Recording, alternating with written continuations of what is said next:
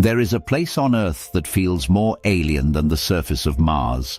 A place so dark, so vast and so untouched that the majority of it remains completely unknown to science. This isn't deep space. This is the deep ocean. Beneath the surface of the sea, beyond the reach of sunlight, lies a world of endless night. It begins around 1,000 meters below sea level, a zone called the midnight zone, where light vanishes, temperatures drop near freezing, and the pressure is so intense it could crush a human in seconds. And yet life thrives here. More than 80% of our oceans remain unexplored. To this day, we've mapped more of the surface of the moon than we have of Earth's ocean floor. It's not just difficult to reach, it's nearly impossible to survive there, let alone observe what lives in the crushing black. But what we have seen is astonishing. This is a world of creatures that glow in the dark using bioluminescence, not just for beauty, but to hunt, attract mates, or even to disappear in plain sight.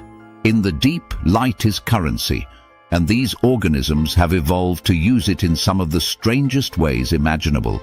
Some flash bright lights to confuse predators. Some mimic the blinking patterns of other species. Some use light to lure prey into their jaws, like the iconic anglerfish with its glowing lure swinging from its head like a fishing rod. But light is only the beginning of the mystery. In the midnight zone, photosynthesis doesn't exist. Sunlight never reaches these depths. So the entire food web has evolved without the sun, instead relying on what's known as marine snow, a slow rain of organic particles falling from the surface. Dead plankton, fish scales, tiny fragments of life that drift downward and feed a hidden ecosystem. Even more shocking, in some of the deepest, darkest places on Earth, near hydrothermal vents and cold seeps, life doesn't rely on photosynthesis at all.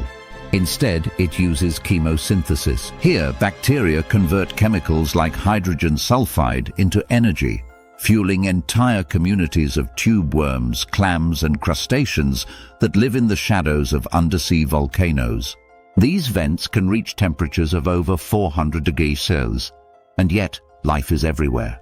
It's as if the rules of biology have been rewritten. And that's just what we've discovered so far.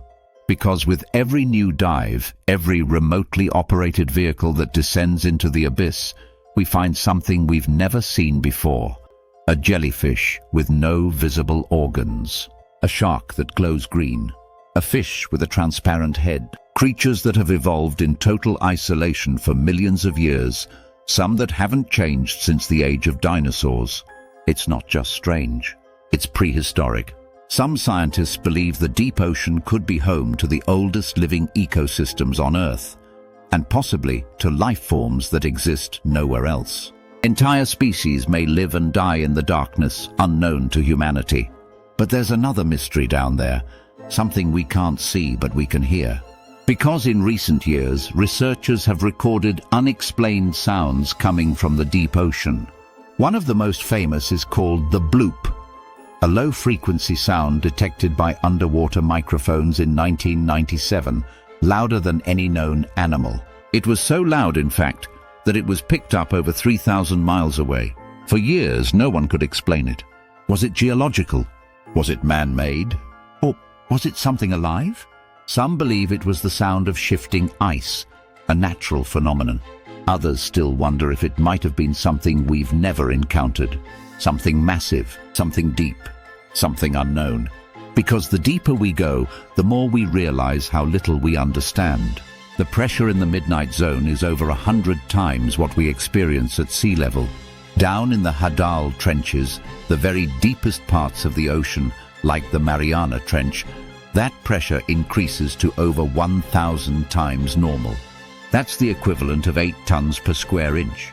And yet, living creatures have adapted to survive it. They have flexible, jelly-like bodies with no air pockets, no rigid bones, no swim bladders. They've evolved to live in conditions that would destroy almost anything else on Earth, or beyond it. And that's why some scientists believe the deep ocean may be the best analog we have for alien life. If organisms can thrive without sunlight, under extreme pressure, in total darkness, perhaps similar life could exist on Jupiter's moon Europa or Saturn's moon Enceladus, where subsurface oceans lie hidden beneath ice. In fact, the technology we use to explore Earth's deep ocean, remotely operated submarines, autonomous drones, deep-sea sonar, is the same kind being considered for missions to these distant moons. So maybe the key to discovering alien life is understanding what lives in our own oceans. But there's a danger too, because the deep sea isn't just a place of wonder.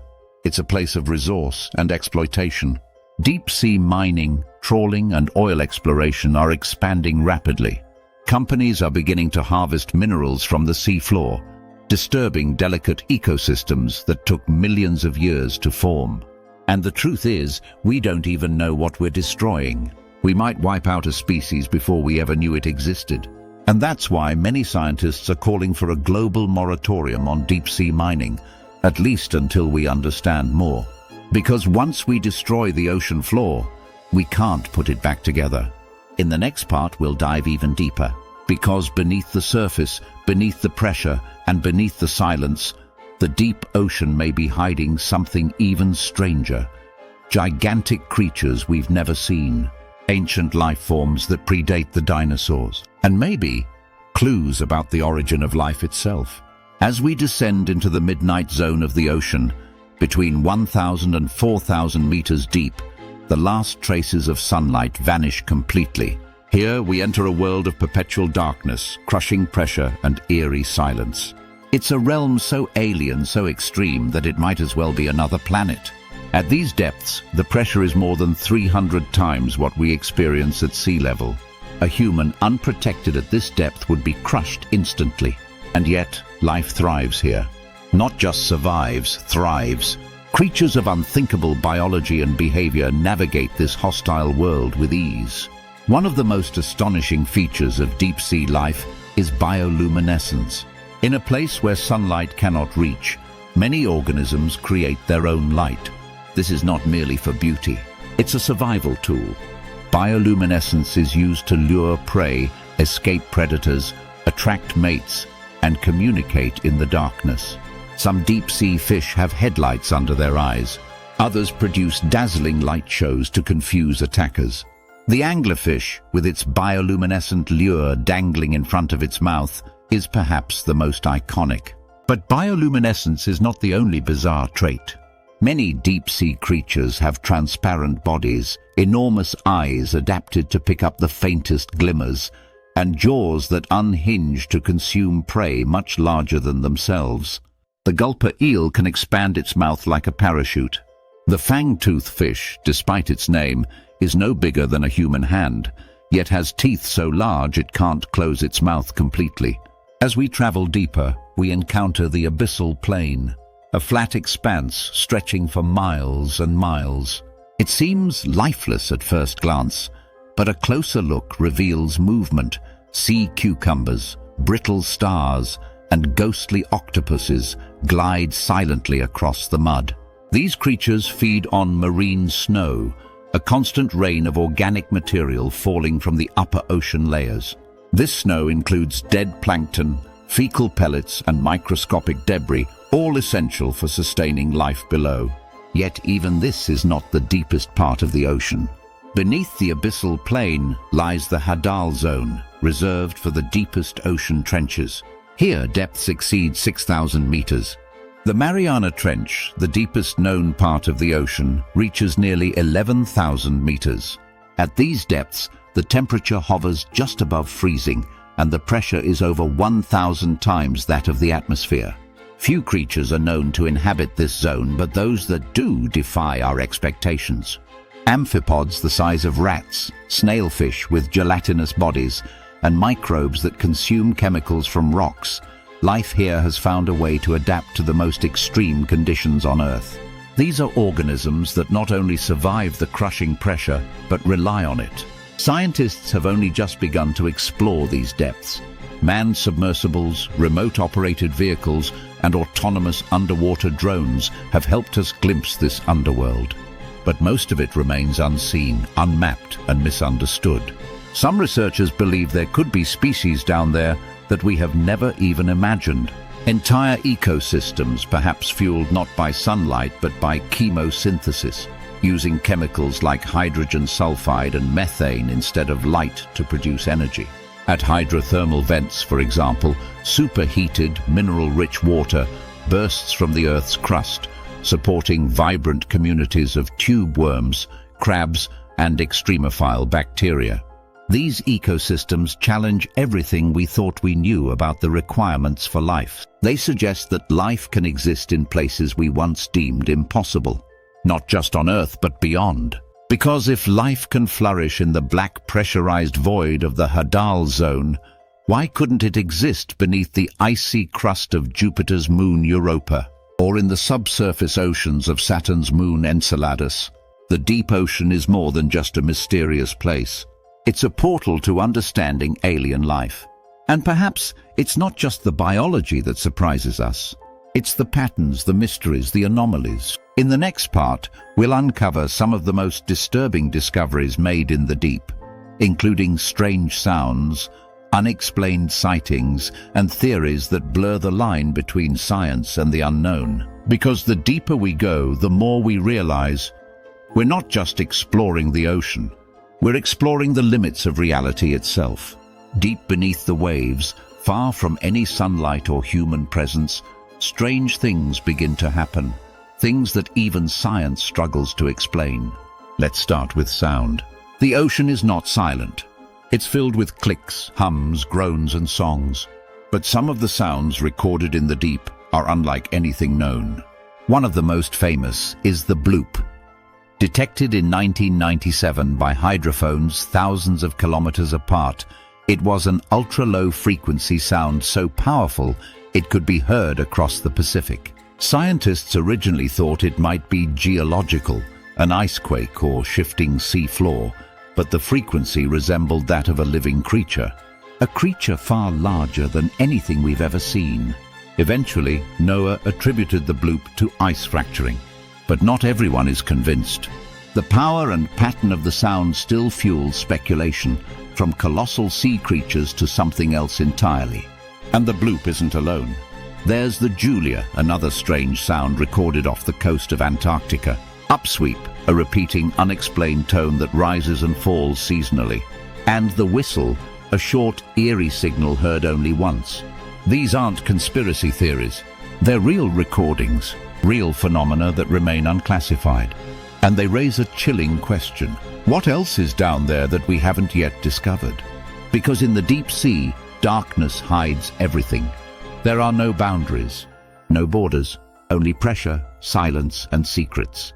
Let's talk about the creatures we have discovered and still can't fully explain.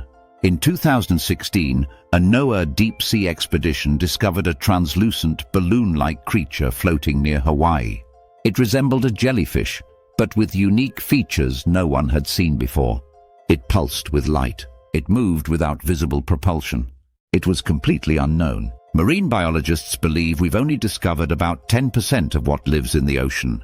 That means 90%, possibly millions of species, are still out there.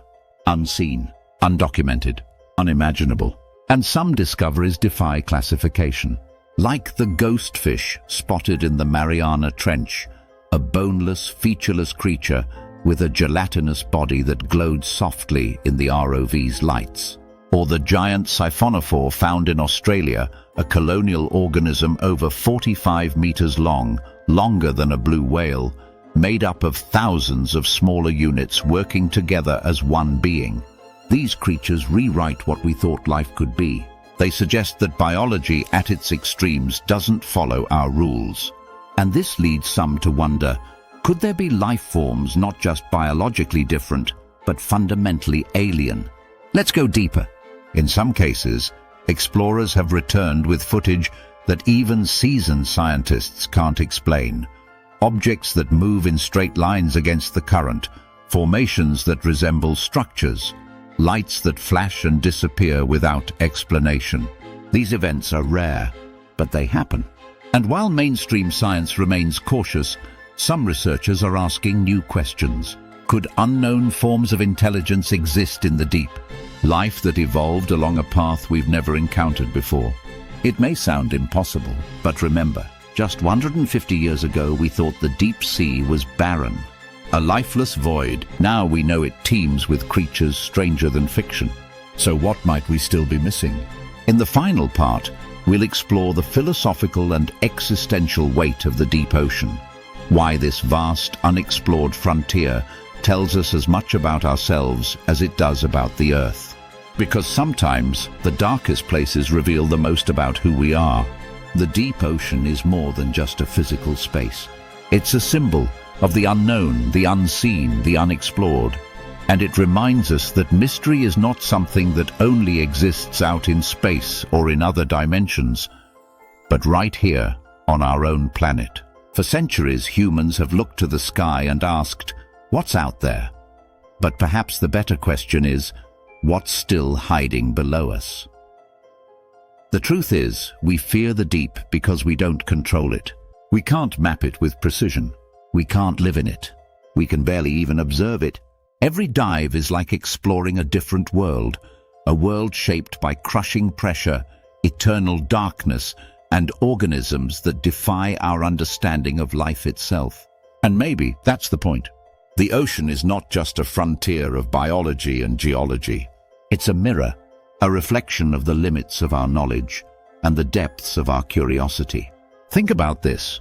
We've mapped more of Mars than we have of Earth's ocean floor. We know more about distant galaxies than we do about the creatures that live in the trenches beneath us.